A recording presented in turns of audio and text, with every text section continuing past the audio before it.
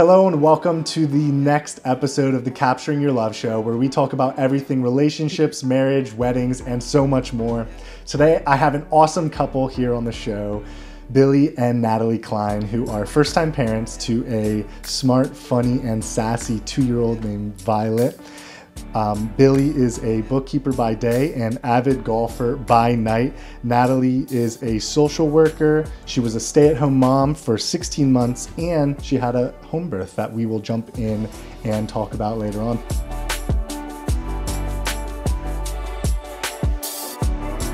Thank you guys for being on the show. Thanks for having us. Of course, thank you for having us. So we'll jump right into some hard questions about society and culture that revolve around relationships and dating, and talk a little bit about growing as a couple and as individuals. So we'll start with question number one. How do you think that digital communication affects relationships and dating today? And do you think it's more so positive or more so negative?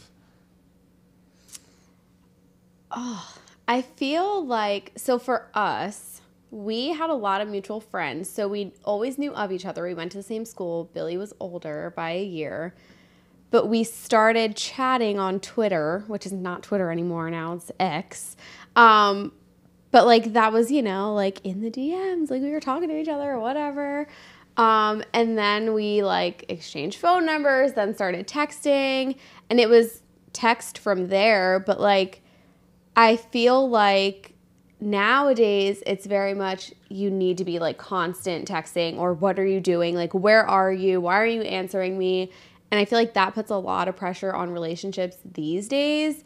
Whereas like when we were in middle school, when like cell phones really weren't a thing, like you had to wait until after school to see somebody, or you had to like call on the landline. So it's like good because you can communicate with them more, but also I just feel like it's the constant like need for that validation of like, if you're not talking to me, who are you talking to? Like, I feel like that just puts a lot of pressure on these younger relationships now these days. So I'm kind of glad like we grew up in the cell phone, like texting, social media era, but also have the experience of not having all of that access at the very beginning, because I think it is easier for us to not get so caught up in that craziness of always needing to be in contact with each other. Sure. Do you agree with that, Billy? Yeah. Blessing and a sure, curse, for sure. Yeah, it's definitely different now. Yeah.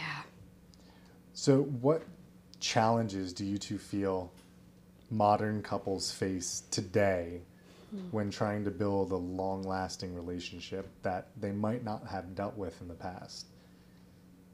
I feel like probably just the trust, which is going back to the access to social media, the access to cell phones, and, like, if you're not texting me or you're texting me, you could also be texting this other person at the same time, or who are you messaging, who's inboxing you, like all the things. And they're all things that like I've heard kids say. So it just, it's the added stress. And I don't know how people are dating these days. Like, I'm so glad we're not in that. I feel like we never worried about that, 10 years ago. Like, we weren't texting each other, like, who you with right now? What are you doing? We kind of just, like, from what she said, I see kids and whatnot these days it's constant. All over. Faces in the phone 24/7, like zero trust at all in the other person. And like, it's kind of scary, honestly. Makes me wonder what Violet's going to grow up in. Like, she's only going to be 2 now this summer, but in the 10 years we've been together, communication has changed so much. And the access to social media, like I'm working in a school right now with elementary students, and these kids have phones and TikTok and like all the things. And it's terrifying because I know what I see on these platforms, and like this is not what kids that age should be seeing. And it's maturing them at a very fast rate and not for the better, which is what's very scary. They're just starting younger and younger. Yeah. As individuals, how do you two balance personal growth and unity in a relationship? You're now almost, 2 years plus married. Yeah. How do you balance that, Billy time, Natalie time, and together time when it comes to growing as a married couple? For us, I'm very vocal in when I need my space, whereas he's not. So a lot of times I feel like I'm always like, I need my self-care time. Like, I need to go get a facial, or I need a massage, or, whatever. I need an hour before bed to just, like, sit alone. I need you to take Violet. But he kind of will just, like, let it all build up, and then he lets it all out. And then I'm like, ooh, yeah, you kind of need a break. Like, you've been, working a lot, and then also taking, like, things on with the baby to help me. But, like, I don't realize in the moment that it's also creating a lot of stress for him. So it's a challenge, and I feel like no matter how long you're together and whether you're a first-time parent or just have 10 kids, like, it's always going to be something that no matter what, you just have to be willing to openly communicate and say, hey, like, I need a break. I need you to, like, step up and take a little bit more of the load. And that, like, it took us a while. I mean, we're going on 10 years total together, but we didn't live together our entire relationship. So that's a whole other, like, now you're living with someone else. You really are seeing the good, the bad, and the ugly. And you have to, I mean, you're in it for life, like sickness, health, all the things. So you have to be willing to do that, or else I feel like it's just not, it's not going to be a healthy relationship. There has to be a balance, I feel. Yeah, and stepping up, like she said, is what I've been trying to work on, what both of us, just making sure that she has, when she comes home from a long day, I, can read that from her and notice, like, okay, she needs time to herself. Let me do what I can for Violet, clean the dishes, do those household chores that she shouldn't necessarily have to do when she comes home from a long day. So that's, Yeah. That takes good maturity and awareness. Yeah. Especially on a husband, father, and to be able to say, like, I need to pick up the slack. Right. And I think I don't know how it is, like, in general today in society, but I would say that there's a societal, like, misconception that, dads, fathers should just let everything to the wife to just take care of. And initially when my wife and I got married, I kind of had the same perspective. And I lived with myself. I semi took care of my own things when I was, a dude alone. But when we got married, everything landed on my wife's plate. And it took communicating about it and saying, like, hey, is this still working? And for her to be humble and say, no, it's not working. This is where we could step it up. And for me to be humble and say, you know what, I respect that and I agree. Like, I'm just sitting around while blah, blah, blah, you're doing this or that. Or I'm prioritizing this and that when I could be prioritizing, helping here and there. So it takes good awareness to be able to recognize that and step up. Yeah. And I feel like for us too, it was so hard because I was home with Violet. Like, I gave birth to her. I left my job. I was 37 weeks pregnant. I was waitressing. So at that point I was like, that's it. Like, I'm coming close to the end. I could give birth at any day. So I was done working. We both talked, like, it was in agreement. I wasn't going to go back to work right away. So I left my job and I was a stay-at-home mom with her. And so for me, it was like, well, he's keeping the house afloat. Like, he's paying all the bills. He's working 40 plus hours a week to make sure that we're okay so that I can stay home. So I'm not going to complain about I'm cleaning the house. I'm taking care of an infant. Like, I just was naturally doing all of those things. And then it got to a point where I'm like, ooh, this is a lot. And newborn life is not for the weak. And there was just some days where I'm like, I can't do this. But I was keeping it to myself because I wasn't working. So it's like the mom guilt, but the mom guilt of I need help and I'm not asking for it. And now I feel like a horrible person because I don't want to put this on him. And once I started working, it was major reality check because now I can't do it all. Like, I am not home all day anymore. Like, I'm sweeping the floors before I go to work at 10 a.m. Like, it's a lot. So we came to the realization very quickly, like, okay, we need to openly say, like, you do the dishes today. Like, I'll load the dishwasher. We'll run it at night. Like, you empty it in the morning. And it has gotten a lot better, but it takes work. Like, and it's just communication is key for sure. That is the biggest thing. It's you're a team. Yeah. And your home is like, it's like what do they compare it to? Like the Navy, like running a ship. Yeah. And you need to do things in order to keep the ship running afloat. smoothly. Yeah. I like that. So how about you've been married 2 years, 9 months, and like 20-something days. Who's counting? Well, for one of the best weddings that ever transpired, it's hard to forget. Wow. Hard to forget. But you've been married almost 3 years. It's wild. What did marriage look like before you got married, and how is that compared to reality? Did you have any misconceptions, and what were they? And were there things that are exactly how you imagined? I grew up in a household, like mom and dad married my whole life, like very close-knit family. We had close extended family. Everybody was around to support. So for me, like I saw a positive marriage, and I'm like, okay, like this is what marriage is supposed to be. I will say that going back to kind of like piggybacking off of what we just talked about, for my culture, the woman kind of does it all. Like the man does the work, like, and even though my mom was working, she still basically was running the household while my dad was working and, you know, doing what he had to do.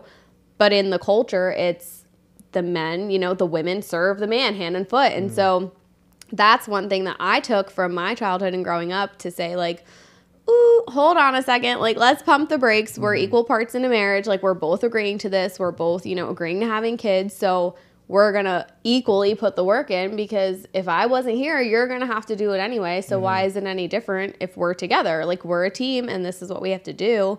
But marriage to me was always like, I knew I always wanted to be married. I wanted to be a wife. I wanted to be a mom. And I think just having like those positive relationships around me kind of helped like foster that. And yeah, good role models. Yeah. Thanks, Mom. You're a little different for this situation. Yeah, but I see, you know, like I try to base, like I look at that, like how you came up and try to, you know, not, you know, I want to do my part, so. Yeah. His parents are divorced. Yeah. His mom remarried. His dad is basically remarried. They're not married, but they've been together forever and ever. So different dynamic, but I mean, his mom and stepdad have an amazing relationship too. So it's not like he grew up in a, you know, broken home of divorced parents. Like he still had all of that support and close on all aspects. So he has bonus parents, you know, like he has extra, whereas I just have my mom and dad. Like, yeah, it's great. And everybody wants, you know, that family, but I feel like it's very easy to take the brokenness of a divorce and take it and say, well, this is how my parents ended up and I don't want that for myself and, you know, woe is me. But you could also flip it and say, well, now they're flourishing and they're in a healthy relationship and it's still a positive experience. Yeah. So. Well, the other thing too, like that I got from her family is that divorce, I don't know if it's just the way they are, but it's just, it doesn't seem to really be a thing like that. So they just, you know, if you have a problem, you work through it. And so that's what, you know, that's like my goal is to just, if there's ever a problem, just keep on working through it, you know, until you get through. Yeah, if more people have that commitment, I mean, when you make vows on a wedding day, right? You say nothing can split us up. Yep. Right. And I mean, I could say, okay, well, what would you two divorce over? Biting my fork. Him biting his fingers. Like, you know, little things. But I mean, it's also, I think, in mainstream, like, society these days, everybody's so quick to jump into a relationship and, like, let's get married now. And you don't take the time to, like, be friends first, like, learn about this person, really get to know them. And so we were together for a few years before we even moved in together. And then it was like, well, we knew, like, we were moving in together knowing that we wanted to get married. But for my dad, like, that was not allowed. And you're not leaving this house until you're married. And that's one thing that nowadays nobody really does, because at the end of the day, like, I'm not living with you if I don't know literally, or marrying you if I don't know every little thing about you. Like, I need to live with you first, because if I don't like the fact that you're leaving your underwear on the floor next to the hamper, like, might murder you over that. But, like, you have to be, like, you have to know that even though those little things might annoy you, it's not going to annoy you to the point where you can't say, like, pick up your underwear. Like, the basket's right there. She's calling me out right and now. you figure it out. But, like, it's just you have to get to know the person, and you can't rush into it. And if you don't know these things, I think that's where it's very easy for a wedge to be, like, driven into the relationship. And then it's like, well, like, I don't really care that much to make it work. Mm-hmm. Like, I'm sorry, I'm not spending 10 years with somebody to just, like, let one little thing throw it down the drain. Mm-hmm. Like, you have to work. Mm-hmm. You have to put in the work. But it's very easy to just on to the next. Like, I feel like that's just the attitude anymore in society. Mm-hmm. So it's a combination of those who are quick to get into relationships and very, very easily dismissible. Yeah. When you get into a relationship, if you don't have the commitment to make it work no matter what. Yeah. And you just have people in relationships for a short period of time. Yeah. And then breaking up for God knows what reason. Right. Yeah. From middle school to high school, my parents were also divorced. That was my perspective of marriage. My grandparents were constantly fighting. That was my perspective of marriage. I started serving and bartending at a pub and grill, and the see everything there. The people that would come to the bar were divorced, separating, doom and gloomers, never get married, don't get married, don't get married. So I was, even when I started dating my now wife Bryn, I was in the camp like, we're not getting married. Yeah.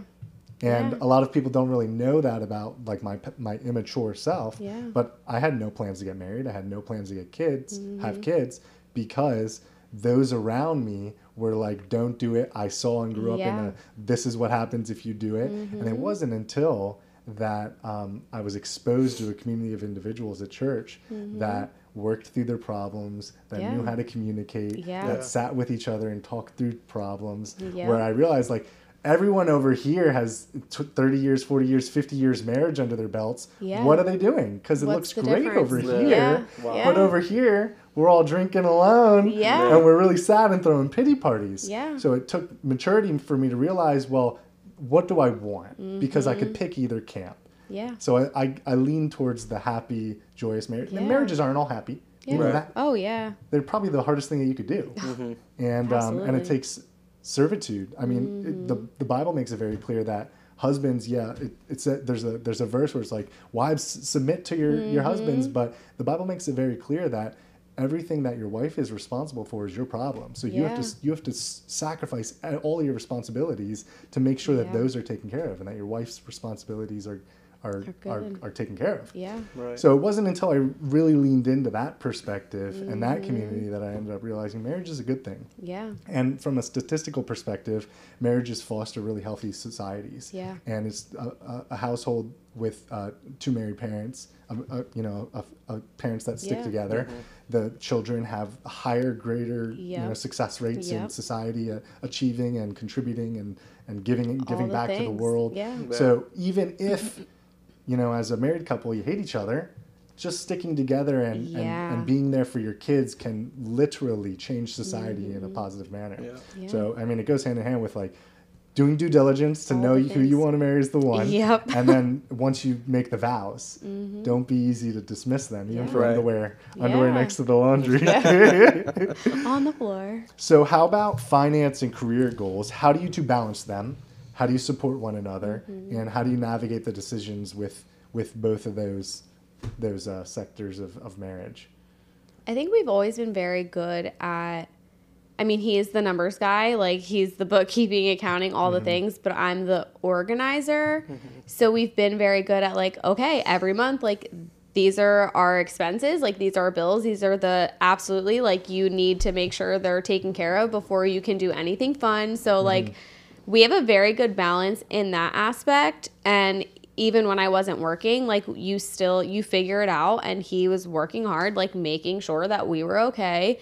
And I mean, anymore, society's crazy, like, prices are crazy, but we made it, like, by the grace of God, we're okay, like, we're good. And now I'm working again, but it's hard. It's a sacrifice. Like, he could have easily said, no, like, we're going to have to put her in daycare and you're going to have to stay working. But we both agreed, like, we didn't want that for our family, especially for our daughter being so young. We knew, like, I nursed her. I'm still nursing her. Like, that takes a lot. That's a full-time job in and of itself. So he was very much on board with that, and we were on the same page. And I think, again, like going back to communication, you have to be open about what you want in your relationship and in your family and in the future. So I think the finance part, like we kind of just from the beginning have always been super honest about it, and we don't hide anything. Like we have a shared bank account. Yeah. We did that before we even got married, like very one-track mind with that, and we never really strayed from that, I feel.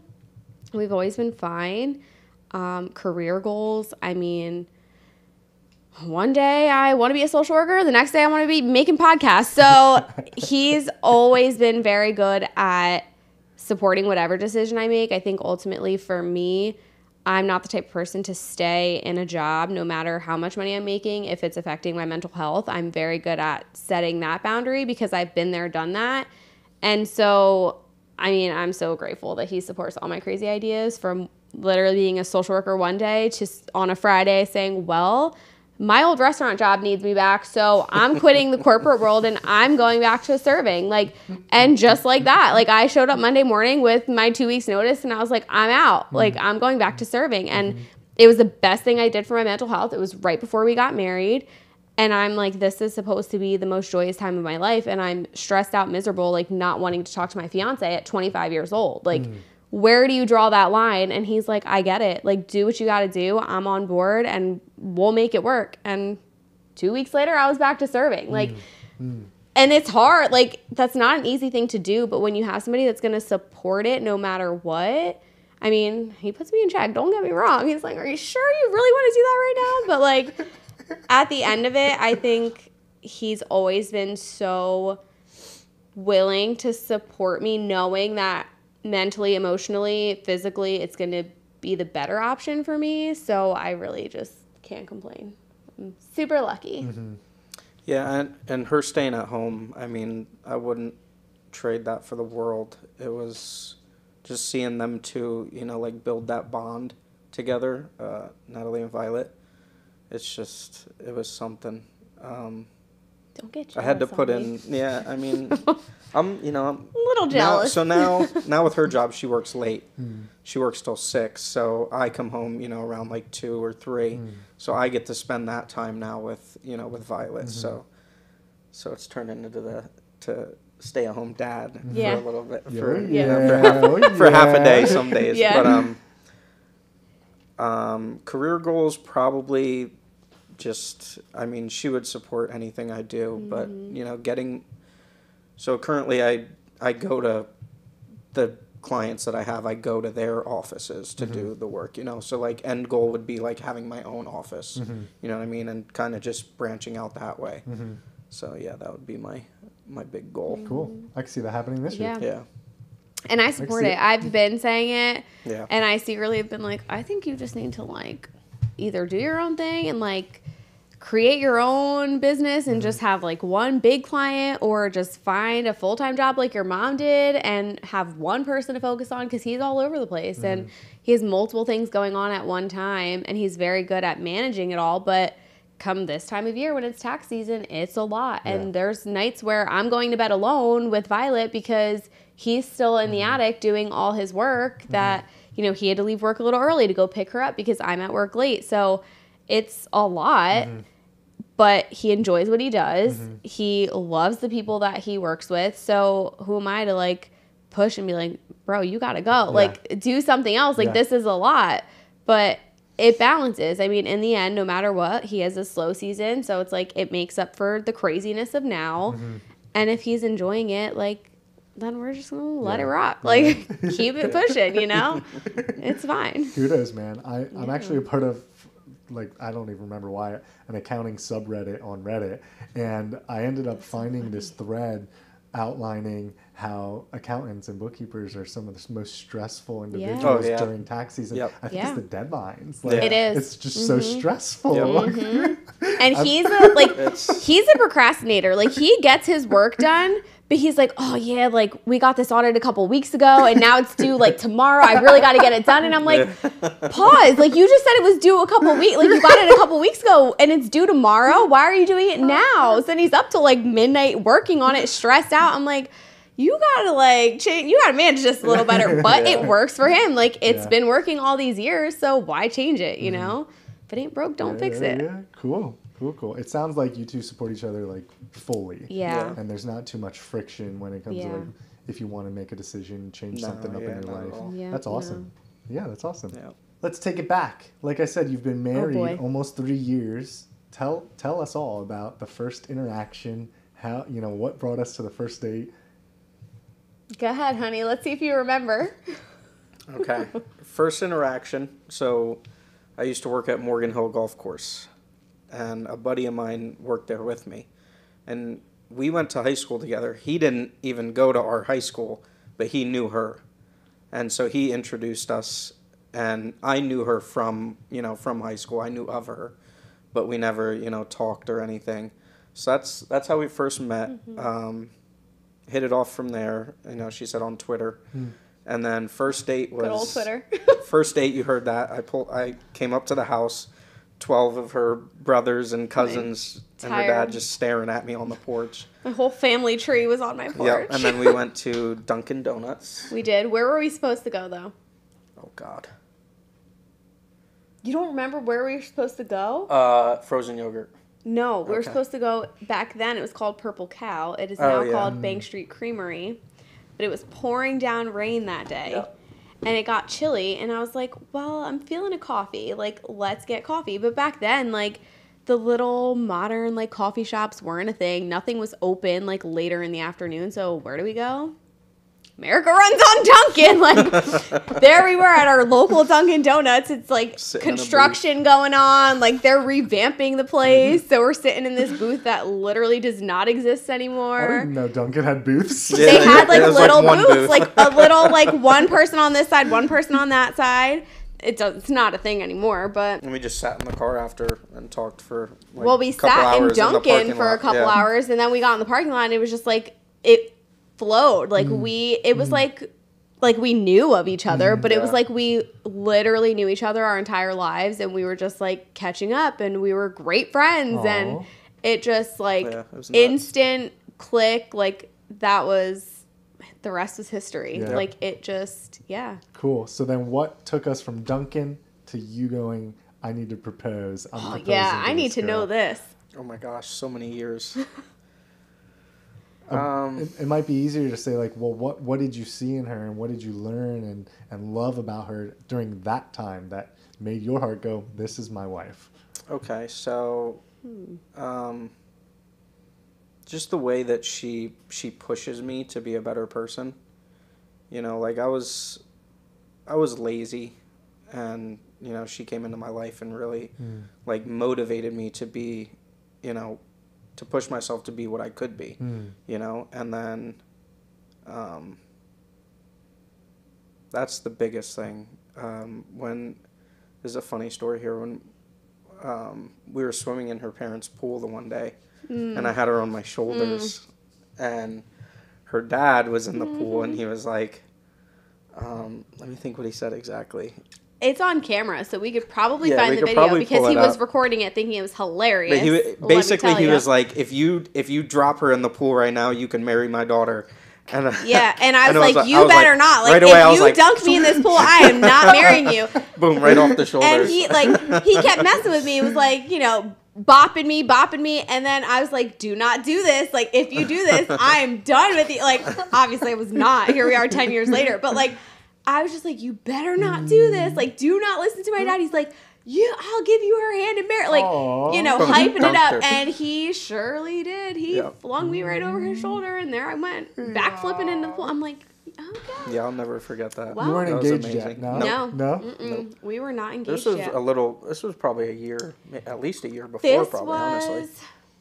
No, this was even before that. Yeah, it might have been a couple years before. My parents moved. We had started dating that summer. We started, like, officially in August. That September they moved. And the year after is when they got their pool. So 9 years ago, maybe 8 years ago. Like, awesome. It might have been the second summer at their house. But, yeah, a long time ago. So what things were you doing to grow towards each other? Like, were you going on dates? Were you adventuring? Like, were you just hanging out? Yeah. How did you start growing? We did that a lot because we weren't living together. We were going, so he was at Northampton Community College already when I graduated. And then I originally was on the nursing track. So I did 2 years at Northampton too. So we go to school together, go to class. We're pulling up, going to Panera on lunch dates, in between classes, all the things.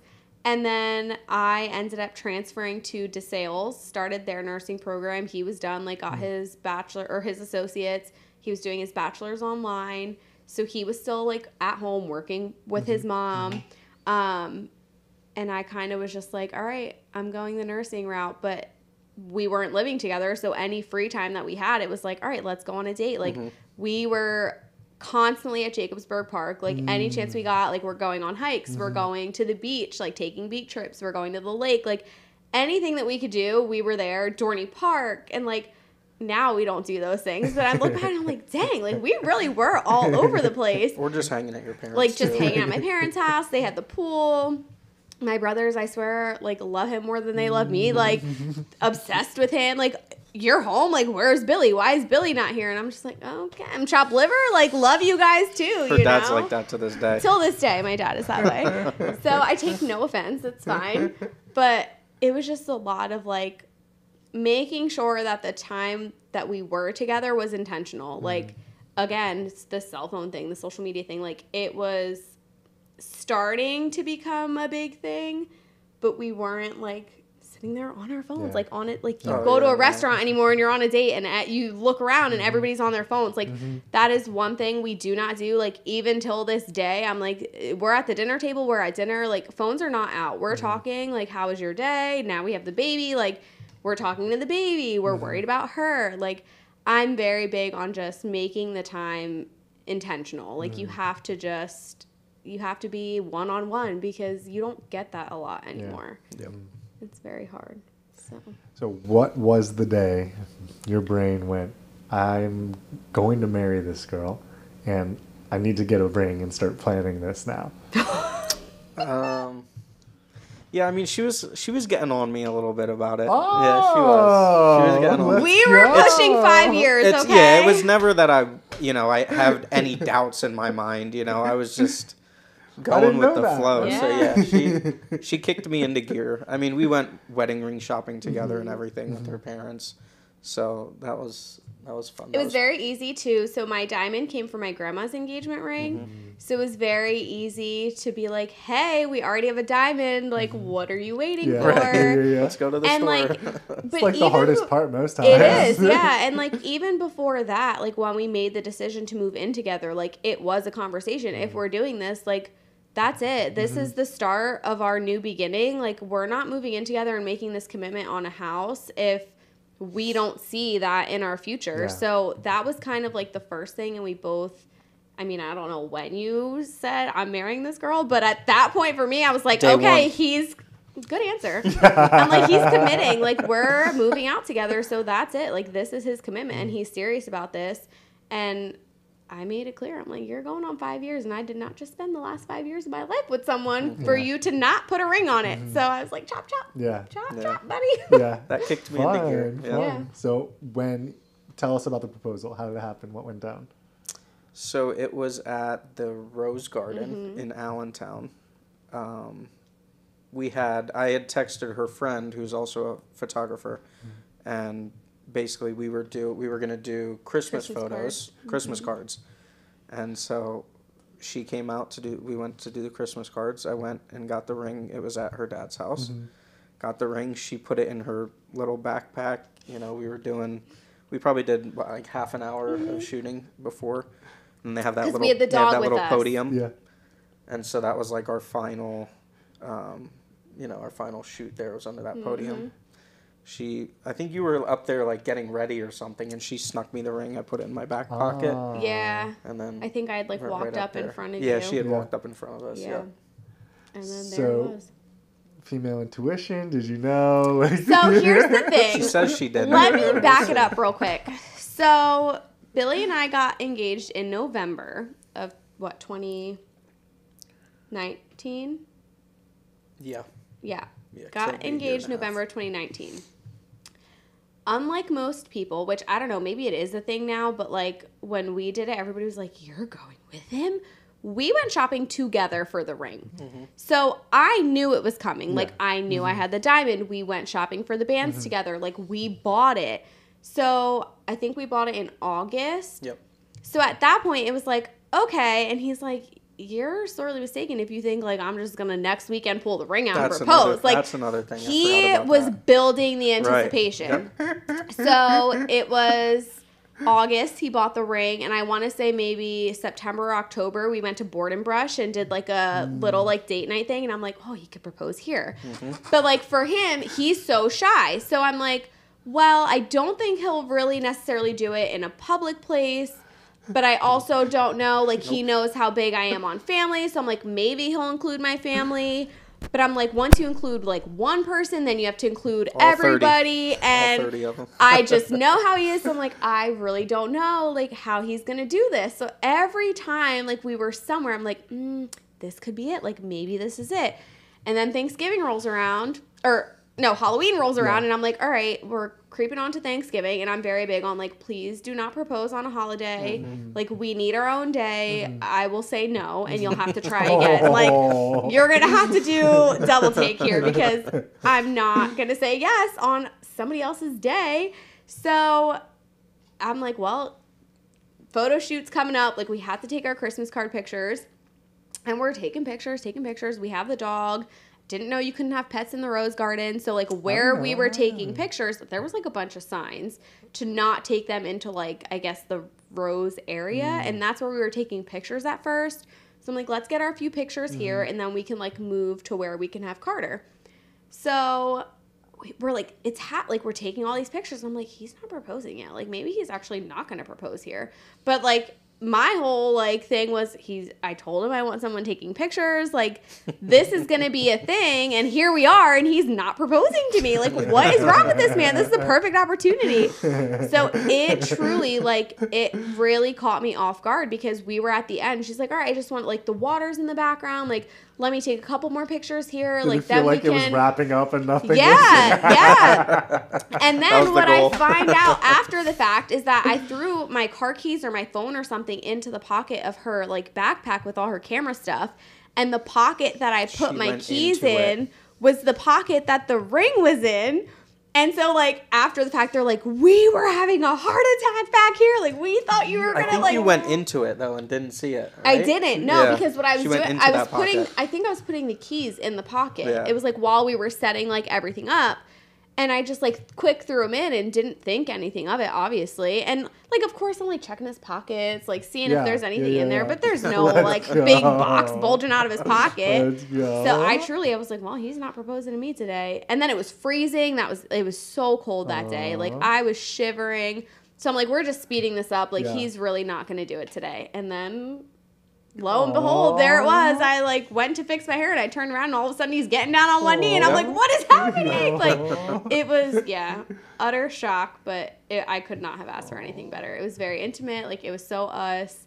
And even Sabrina says, like, I couldn't even hear Billy. She was like, I only heard my heart pounding in my chest because I didn't want to miss the moment. But, like, she was like, it was truly just the two of you in that moment, and it was great. Aww. Did you feel her tension? Like, could you feel like she was anticipating it or anything?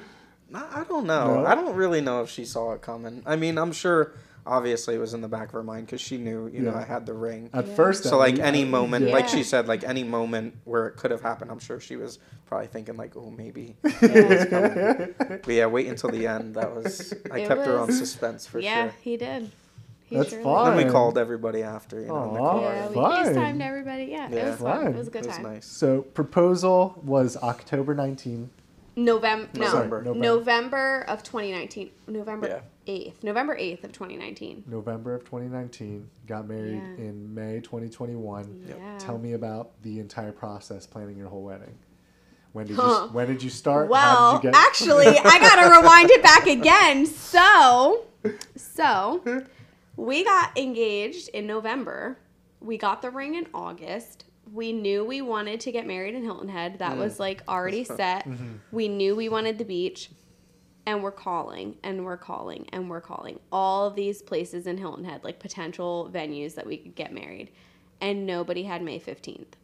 No one. So I'm like, crap, like what are we going to do? Like I knew I wanted May. I love the month of May. It's my birthday month. This is like, before I proposed. This is before Billy proposed. So, because I'm like, let's just get quotes. Like, let's see what dates are available. Yeah. Like, obviously, we knew we had the ring at this point. So, searching, and nobody has May 15th. So, it got to the point where, like, September rolled around, and I was just kind of giving up hope. And I'm like, you know what? It's in God's hands. Whatever's meant to be will be, and the right venue will come about. I let it go. Well, my mom kept looking. I did not know. And the venue that we got married at, she ended up calling, forgetting that I had already spoken to them. And they're like, yeah, actually, we do have this date available. But when I had called the month prior, they didn't. So my assumption is someone probably was penciled in and they canceled with the whole COVID situation. Yeah. So I was like, we need to book this. Yeah. Now, like, we need to put the deposit down because I don't want to lose this date. Yeah. I don't want to lose this venue. It was beautiful. Like, we knew we wanted to be there. And so we booked it. And it was beginning of September.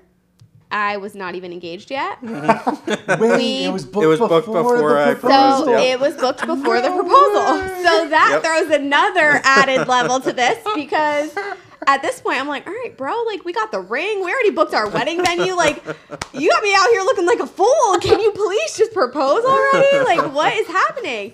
Yeah, so we booked our venue right away because I didn't want to lose it. I'm like, I know that this is the place that we're supposed to get married. Like, this is our dream place. It was everything I wanted. It was the place that he had been going for years and years and years. Like, it was our first vacation together. Like, I was never allowed to go on vacation ever with, like, anybody when I was younger. And then, like, now it's a boy. So my parents are very skeptical, but I was like, guys, like, it's fine. We're not going to sleep in the same bed. Like, relax. His parents are modest. Yeah. Like, it's going to be okay. And that was just our first, like, experience. Although we did go to Disney with my parents. But with his parents, like, it was our first, like, relaxation, and I just fell in love with Hilton Head, and I was just like, we're getting married. Yeah. I always said I wanted to get married on a beach. Like, this is where we're getting married. What was the 15th symbolism? Why did you like the 15th so much?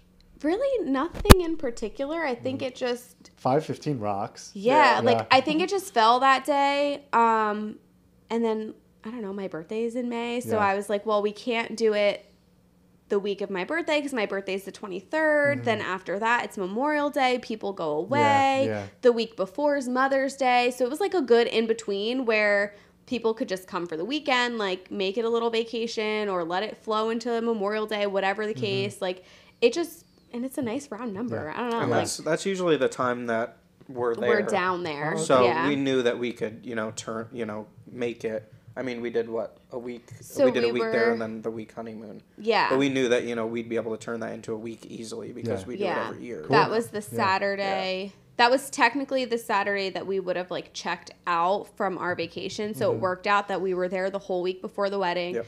Got to bring everything down. We had the U-Haul hitched to the cross-track. Like, we had it all, and then we got married. Everybody stayed a couple days after. We left Monday for our honeymoon. Like, it just worked out perfectly. And now the past couple years, our first year we extended our stay because our anniversary was Sunday. And then last year we were there over our anniversary. Now this year we'll be there again. So it just works out and it's perfect. And now we have Violet there with us and, like, she gets to experience it. So it's like full circle moment, but it's like our plate, like our happy place. Yeah. It truly is our happy place. Awesome. So I love it. Yeah. Share a little bit about planning a wedding outside of, like, a local area and trying to coordinate guests, vendors, and all that. Tell us a little bit about It's hard. I will say it's hard. And for us, it was harder because it was still the whole COVID restriction. Like, we got to go and do a tasting, luckily. That was fun. That was their first tasting since COVID. So we had gone that January, and they had a full event, and we spent a couple days. It was like a weekend. Like a long weekend. So we got to taste the food, and that was still, like, a whole year before our wedding, basically. So it was tough because we couldn't really, like, getting closer to it. We're like, well, we're just going to hope that we're remembering what everything tasted like. Right, and like, so far, you know, so like away. keep our fingers crossed that it comes out okay. But our wedding coordinator was great. I think that helped a lot. They did have one on site. Looking back, I probably would have hired a separate one outside of the venue just because she was being pulled in a lot of different places. So I feel like there could have been a couple things, improvement things, but you know, besides the point, we love you, Beach House, no bad blood. But it's a different beast. Like it's convenient in that they have everything there. Like I didn't have to worry about centerpieces. They had the centerpieces for us that we could use. We had a florist that finished it off, like added the touch. They did it all. But then you don't think about all the little things that you have to bring. So we had like our memorial table with our loved ones. We had to worry about like what we wanted on the dessert table and, you know, the little reserved signs and all those little things that you really don't think about when you're planning a wedding. They were in the U-Haul. So that, and then you got to worry about how the dress is getting there without him seeing it. You know, how's everybody's suits getting there and who's driving, who's not driving. So it's hard. That was in the U-Haul too, wasn't it? Everything. Where was your dress at? My dress is in the Yeah, it was U-Haul. in the Did you U-Haul drive too. the U-Haul? So it actually was the one that hitched. Yeah, it was like a. So we had like it on the back connected of the to car. So yeah. it wasn't too bad. So yeah, I drove. Yeah. But then like he brought his golf clubs. They bring their golf clubs every year because they golf. So it was like we had our whole lives in that U-Haul. But then you don't think like, oh crap, how's this stuff getting back home? Like we're leaving, you know, that Monday we're in a different state and like the flowers, all the things that like you normally would bring home after a wedding. Now you have to add that extra layer of where is it going because you're in a different state. Yeah. But honestly, I would do it over and over and over again. It was the best experience of my life. I always said we were doing destination. Like, we're very traditional in the sense of, like, how we grew up and the values that we have. But for the wedding, I was like, this is my dream. Like, I don't see myself getting married in a church. Like, love God, and we're going to have God there. Like, he's going to be the center of this all. But we are getting married on a beach. And I know God is going to be okay with this because this is where I'm meant to be. Like, and it was the most beautiful thing. Like, what a beautiful day it was, too. I will never forget. Out. We said I do, and we kissed, and everybody on that beach was just cheering for us. And it was the greatest thing. There's like these college boys throwing him a beer, like wanting him to have a beer. Awesome. It was wild. It was so much fun. I honestly felt like it was the least stressful route for a wedding. Like, even though you have those little things you stress about, destination weddings are just chill. Like, they're meant to be chill. Yeah. That's the whole point. And I feel like it just was smooth. Well, it's because you make a vacation out of it. And you're separated from life in a sense. Yeah, absolutely. It was so chill. Yeah. It was a lot of fun. It was really a lot of fun. Share a little bit about the wedding day, or a lot of it. What were your favorite things about it? Share like some W's, share some L's. Let's hear it.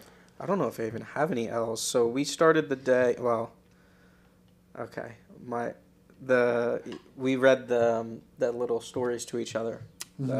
Our vows. Our vows. Yeah, we read our vows. Sorry. We read our vows to each other. Yeah, but it was like it was more like a. Well, we didn't do a first look. We didn't do a first look because I wanted him to see me walk down the aisle.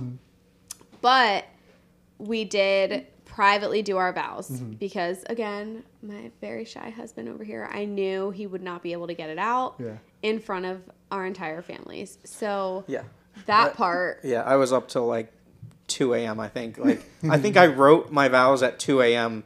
on the wedding day, technically, because it was, that morning. Well, you want to know something? I wrote them that morning, so. Okay, that's great. So we were very last minute with that. Because I just found it at that point. I was just up, and it just came to me at that time, and I wrote the whole thing at like 2 a.m. Sleeping on the couch in the other room. But then we got ready at my at the in-laws where they were staying. Her brother gave me a haircut in the garage. That was awesome.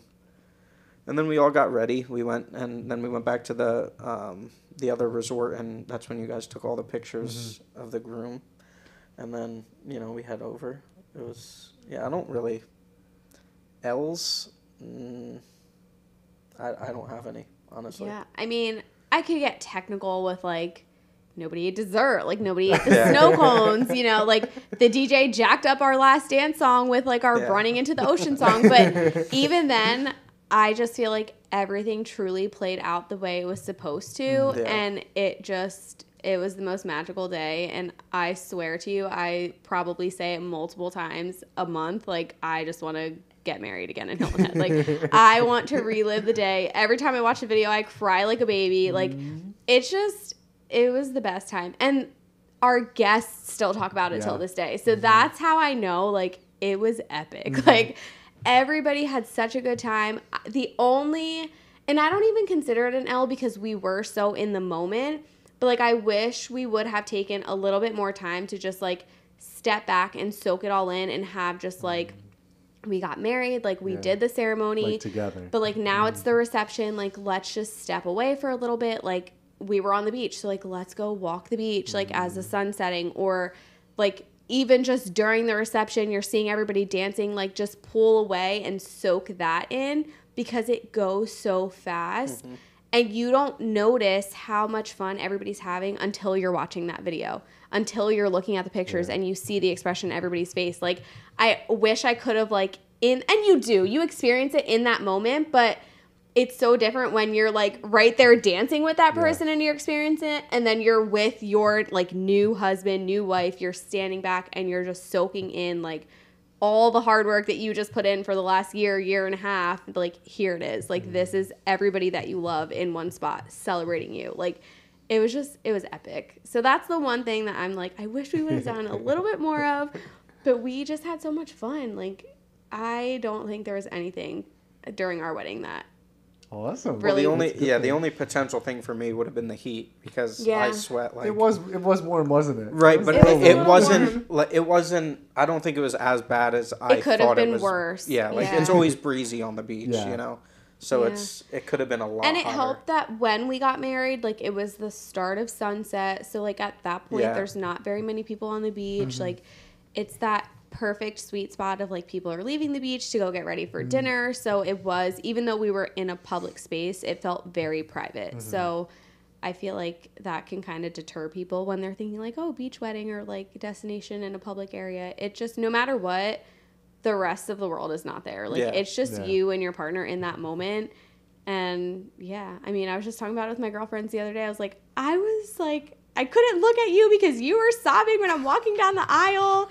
And, like, we're reminiscing on that, talking about, like, her future wedding day. And I'm like, don't look at me because you already know I'm going to be ugly crying. Like, that Kim K cry is going to come out when she's walking down the aisle. So it was just fun. Everybody had such a good time. Yeah.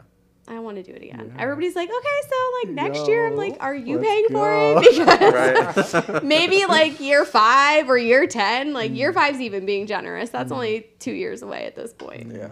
But awesome. any day, anytime, any day. Cool. Just say the word. Yeah, I would do it over every year. Awesome. Really.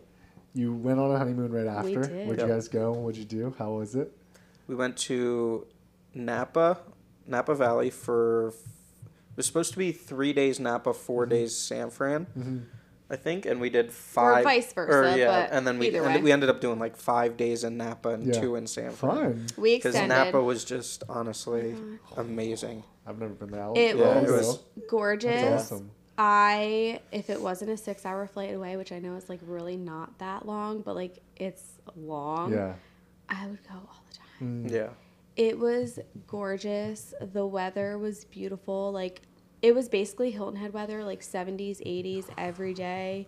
You're going to the winery. The only downfall was that because it was COVID, they didn't have food. So you're, like, doing a wine tasting and then you're leaving there like, ooh, I need a burger. Like, and they're generous with the pours. So, like, it's pricey, but you're getting what you pay for. It is the best experience. Like, the hospitality, it was just...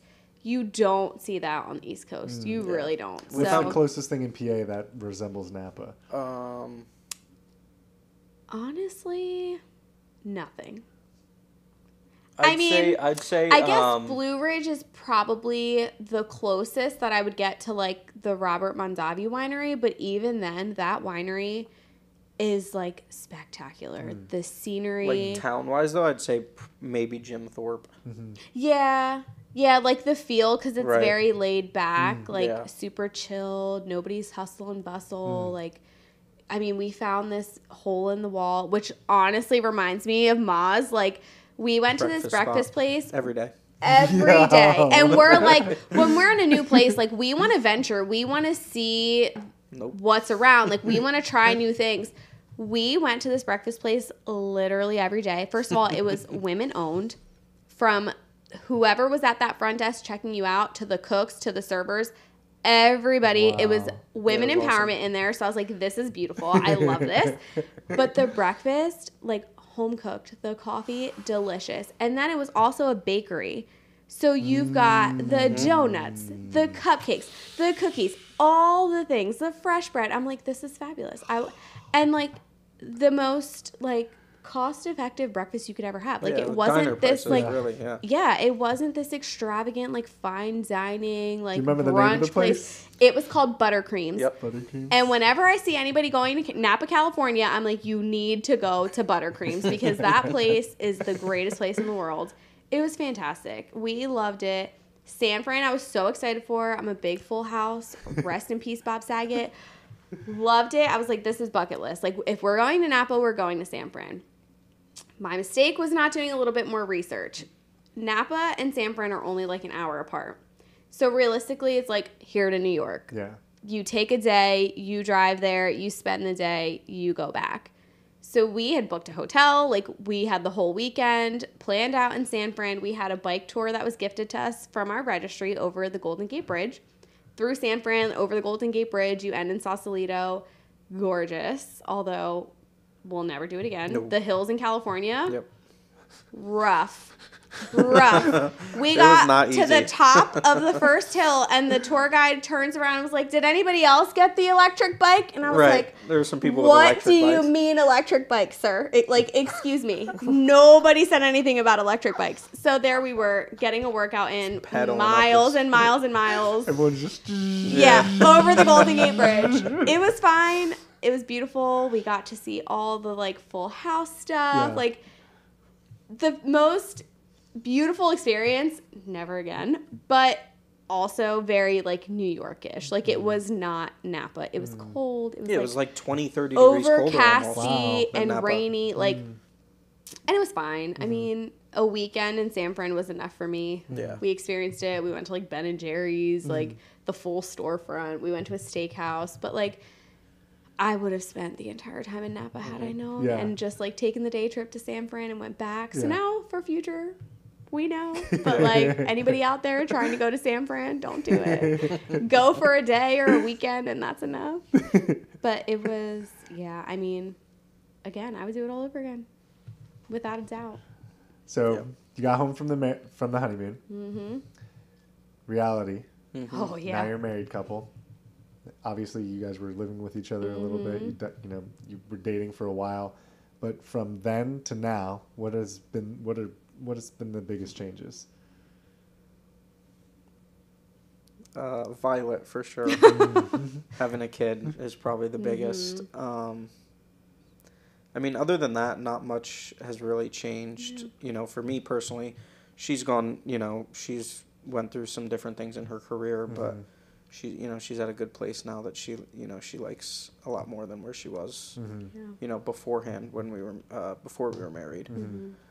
So it was nice to see her get out of that, because she was definitely not, she would come home and just, it would just, I was zoned hard out. To talk to sometimes, Yeah.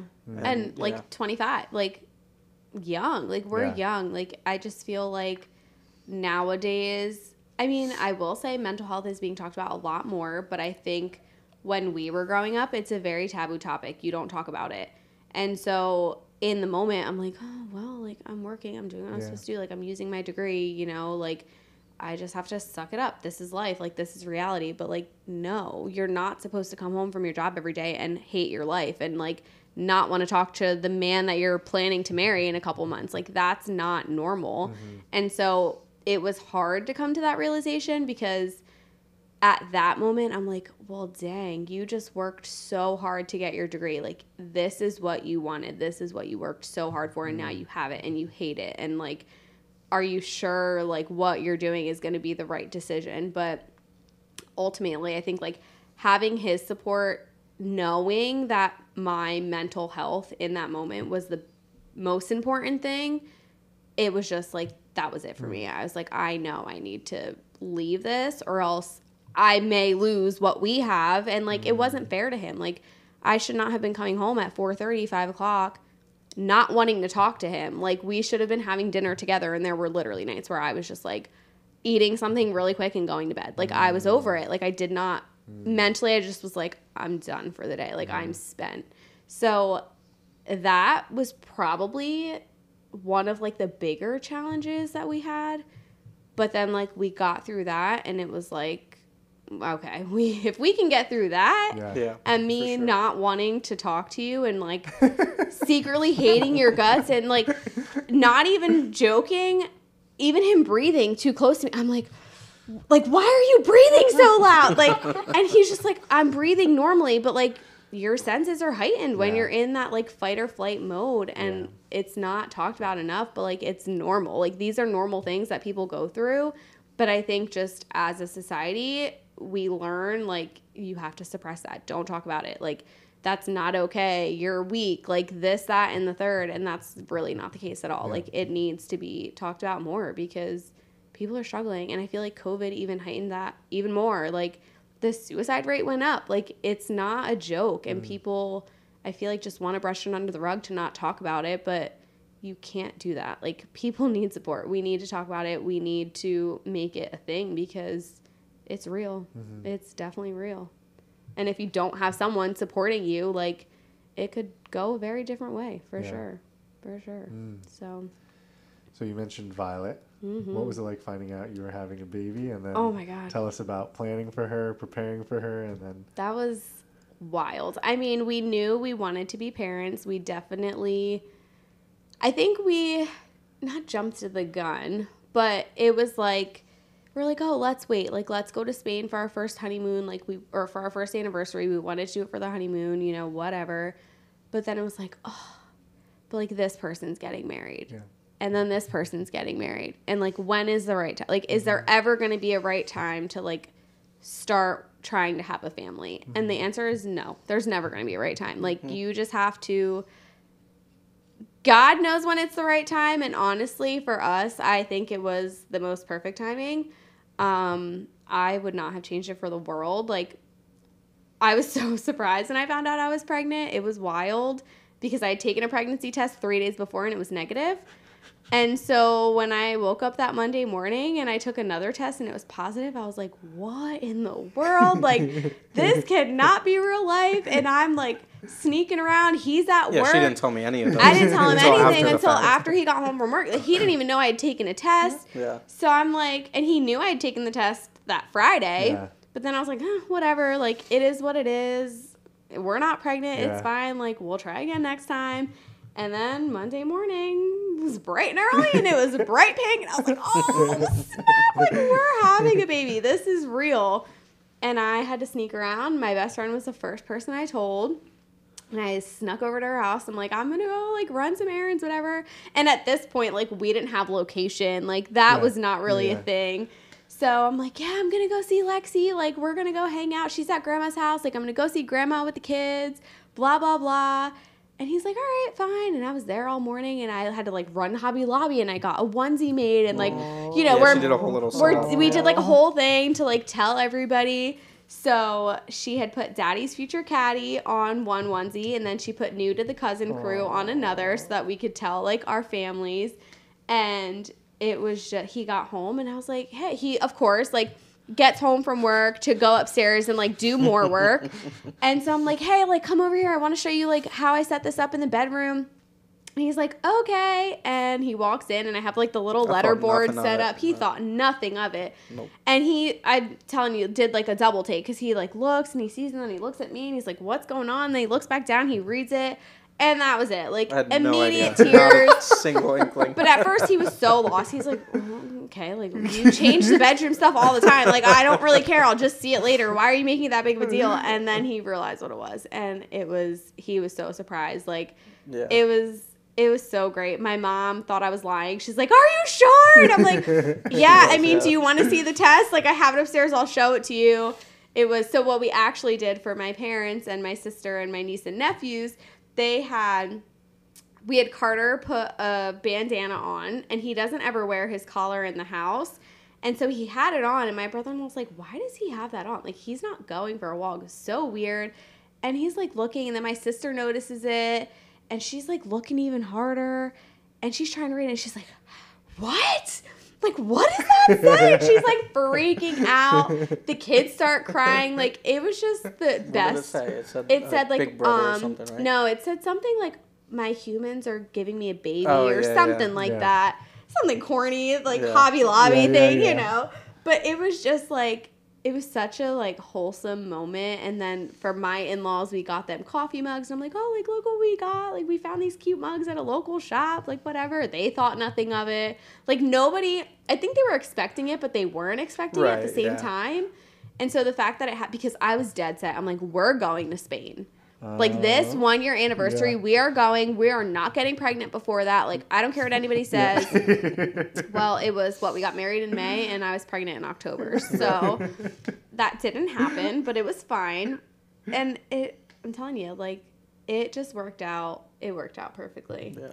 I would not change the timing for a thing. I don't think anybody really saw it coming, honestly. Yeah, no. No. They were very surprised. Yeah. So how has Violet been? What's she like? Oh. A firecracker, let me tell you.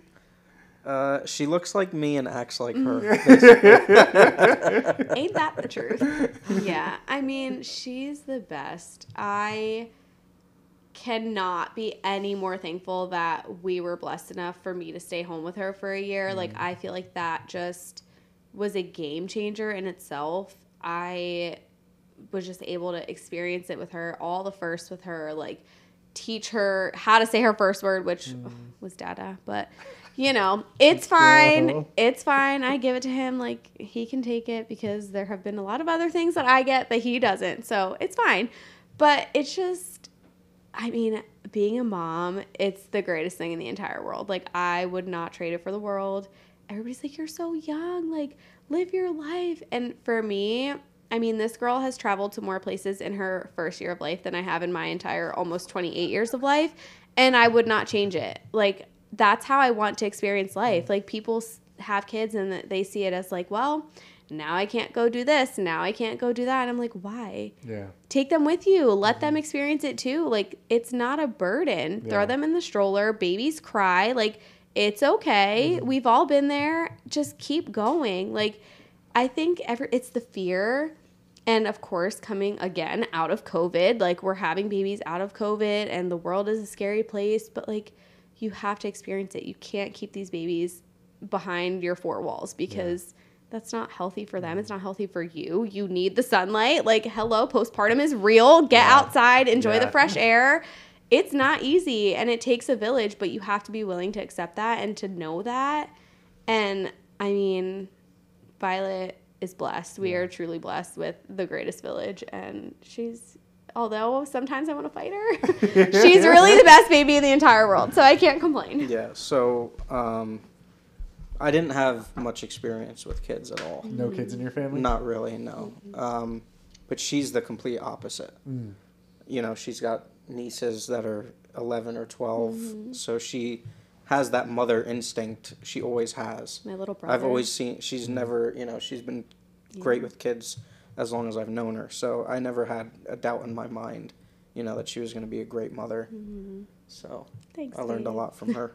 What was it like planning for a home birth? I know we mentioned it a little bit. We never got to talk about it, though. He was terrified. Oh, my gosh. I will tell. And honestly, everybody around me was terrified. Like, honestly. They were like, "Are you sure you want to do this? Like, but what if this? What if that?" And I'm like, y'all, God's got me. Like, I'm good. All the births used to be home births. Right. And that's the other thing. It's like, there's research out there. Like, hospital birth is not that's not the norm. Even though it's the norm, that's not the norm. Our ancestors were not doing it that way. Like, we were giving birth, like, my brother called me a barbarian. Like, that's how women were doing it. And so our bodies were built for this. Like, we can do this. And to me, it's mental. It's mental. It's who's around us. It's who's speaking these things into us. Like, if you're going into it like, this is going to hurt, it's going to be the worst pain of my life, of course. Yeah. It's going to hurt. It's going to be the worst pain of your life. That's with anything. But if you're preparing yourself, I did yoga my entire pregnancy. From start to finish, I did yoga.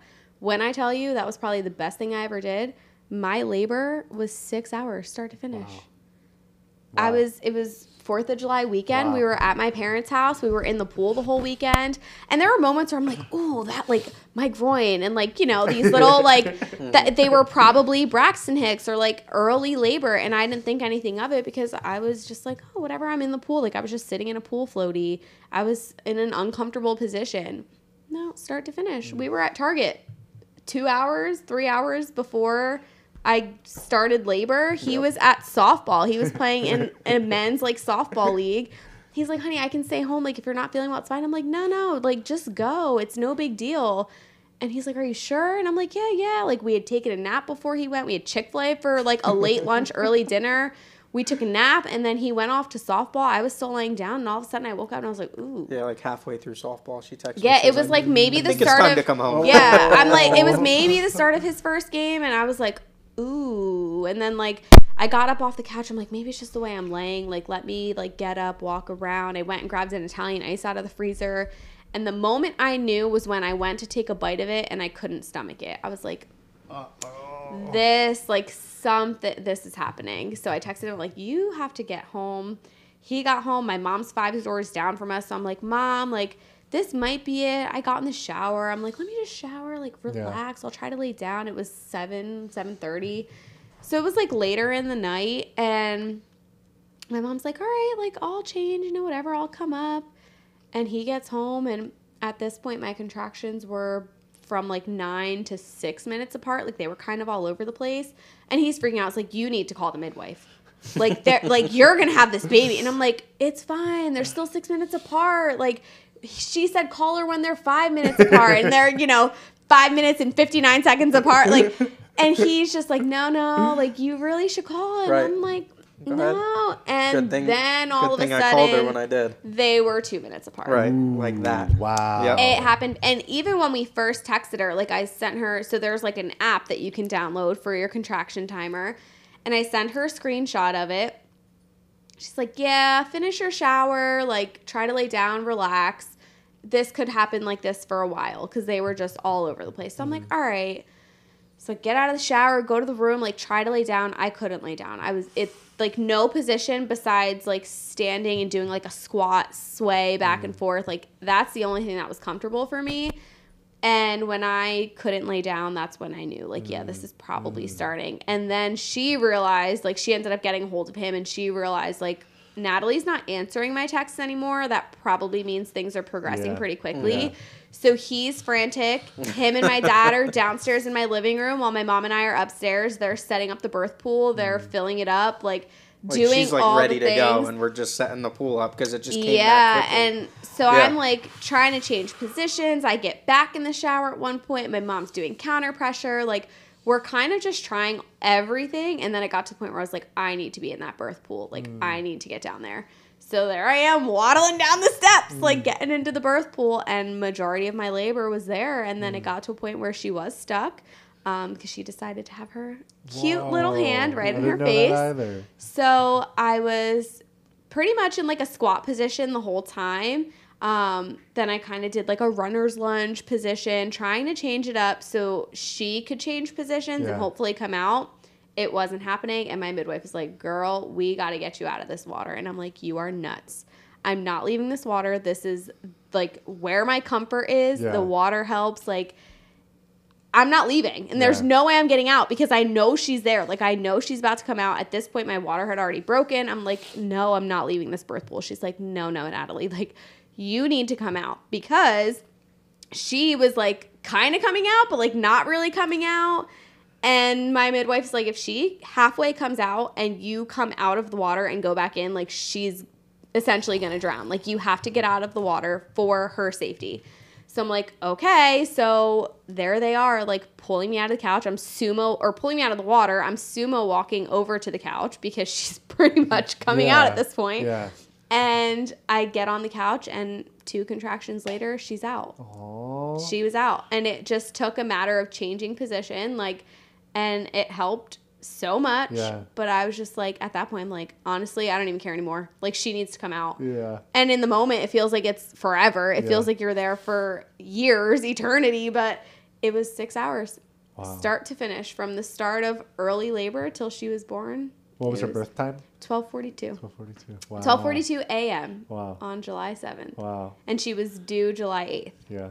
So that's awesome. Yeah, it was like her day before, you know. And even then, I'm like, yeah, she's due early July, because everybody gets so fixated on due date and the baby's gonna come on this day, and it's like, the baby's gonna come when God says the baby's gonna come, and the baby's gonna be healthy, and it's gonna be fine. And I mean, even my mom, even till the day I gave birth, my mom was petrified. She's like, okay, well, if this happens, what are you gonna do? She sat on in a meeting with our midwife, and we had a doula too. Yeah. And we actually were blessed in the fact that our midwife had 2 students working with her. And she had asked if we would mind, and I'm all about giving the opportunity to learn. Like, that's amazing. We need more midwives in this world. So, and funny story is, they were actually nurses once upon a time, and they switched gears and went into midwifery care, and they were angels, like, so sweet. There were 7 people total. It was Abby and the 2 students, and then, if you're including yourself, 7. Yeah, and then Megan, and then my mom and Billy and me and Carter.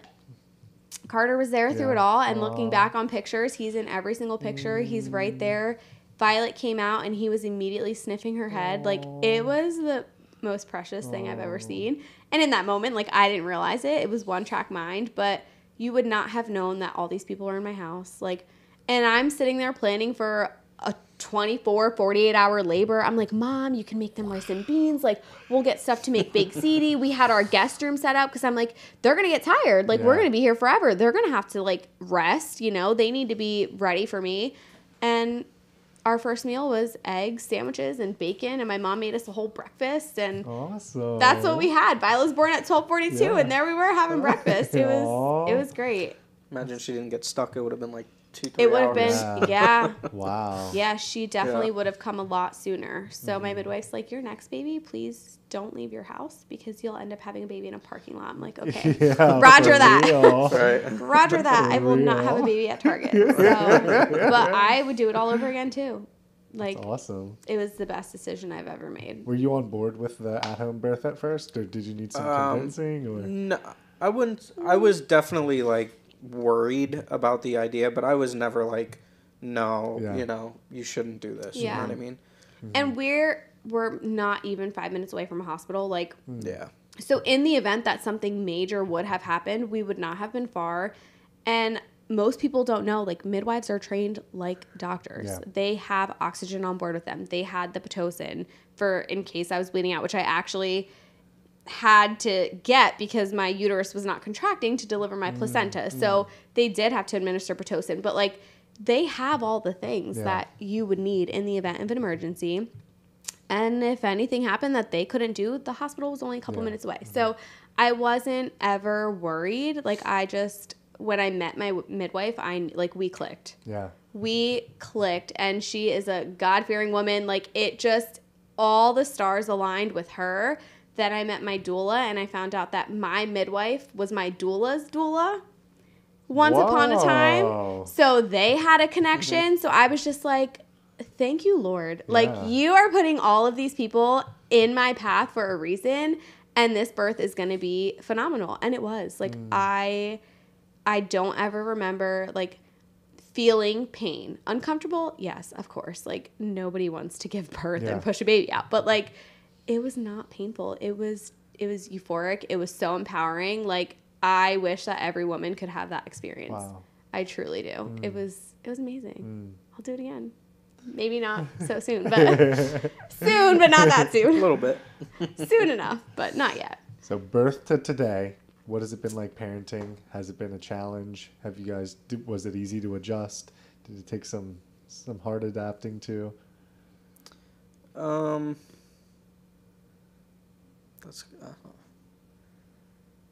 wouldn't say, I don't think it was hard. I mean, you have to, she had, like I said, she had that experience. So she, you know, she knew what she was doing. I was, you know, it's like being thrown to the wolves, basically. Yeah. So I learned so much from her, and I mean, she made it so easy, just watching her do, you know, what she did. So that, in that aspect, it wasn't necessarily hard, because I always had her to, you know, lean on. So, yeah, it's just amazing, though. She's the best. Just her attitude and. She's spunky. Yeah. She's spunky. But I mean, I feel like anything, you learn to adjust.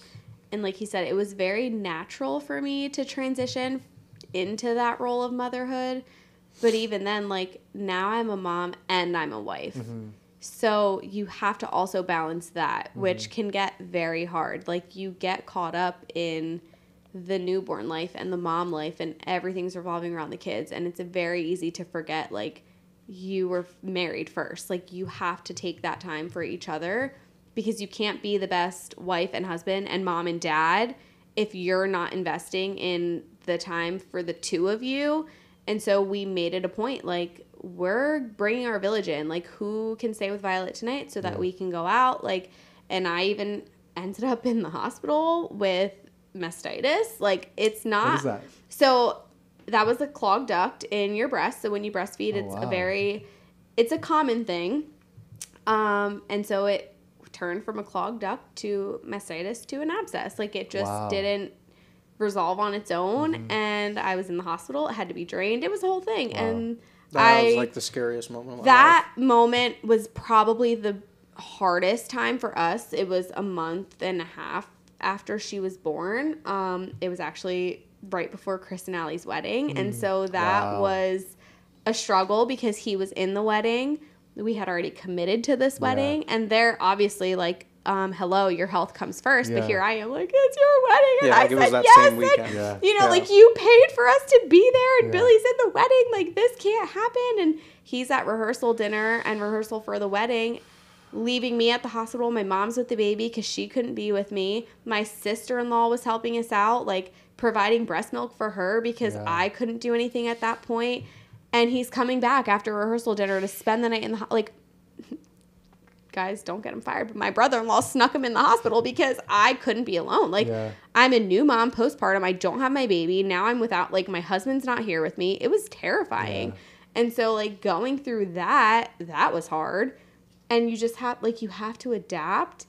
But again, like, our village is so strong that, like, truly, if it wasn't for them, I don't think we would have, like, made it out of there okay. Like, health-wise, we were fine and everything was fine. But, I mean, everybody was on board.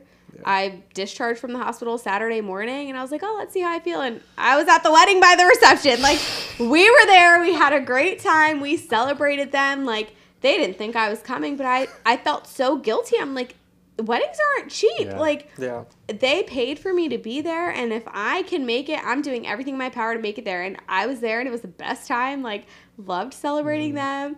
But it's just, like, you have to roll with the punches in parenthood, in anything, in marriage, and ultimately, like, the support. The support is truly, you need it.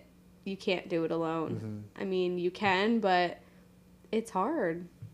It's hard. So I'm lucky. I'm blessed, for sure.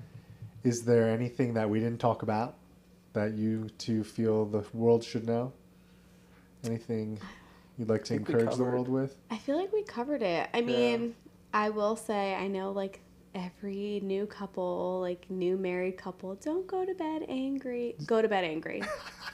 Please go. I've never heard this perspective. No. This is awesome. No. So here's my take on it. And we talk about it a lot because you're never going to agree on everything. Yeah. Like, that's just life. No matter what, you're not going to agree on everything. And in the heat of the moment, it's very easy to say things that you might not actually mean or that can be very harsh and hurt the other person's feelings. And so simmer down, like, take your time, say I love you, but go to bed angry and sleep on it. Wake up tomorrow with a new perspective on the situation, not as heated, and just have a cordial, civil conversation about it. Because if you're you're just going to keep bashing heads. You're going to bash heads. You're not going to come to a conclusion. I mean, I'm hard-headed. He says he's not, but he can absolutely be hard-headed if he is stuck on something. And so I'd rather just not even argue about it. Like, let's just, I love you, honey. I'm glad. Let's go to bed. We can talk about it tomorrow. Because if we keep going, like, I might say something that you're not going to like, or that you're going to say something I'm not going to like, or that might hurt my feelings, or vice versa. So go to bed angry, y'all. It's okay to do that. Say I love you, but go to bed angry. Don't say something you're going to regret. Please, don't do it. Like, it's okay. It's all okay. And we're fine. I mean, 10 years later, it's working, right? Like, we haven't had too many of those going to bed angry, but awesome. It works. I like it. Cool. Anything else? I don't think so. The biggest thing was just meeting your partner halfway. Yeah. I think we covered that a little bit. Just just try to, realize when your partner needs help, or, if your partner sees that you need help, just trying to pick up that slack, and trying to do what you can to just be there for your partner. I like it. Yeah. Awesome. Well, guys, thank you so much for you. joining me on the Capturing Your Love show. Natalie, Billy, it was awesome chatting with you. Thank you so I'm much. excited to watch you grow as a couple, to watch you grow as individuals, and as parents. I'm excited to watch Violet grow. And after you go to Spain, maybe next better. Hopefully in the near future. I'm trying to plan it. Awesome. Well, thank you again. Thank you.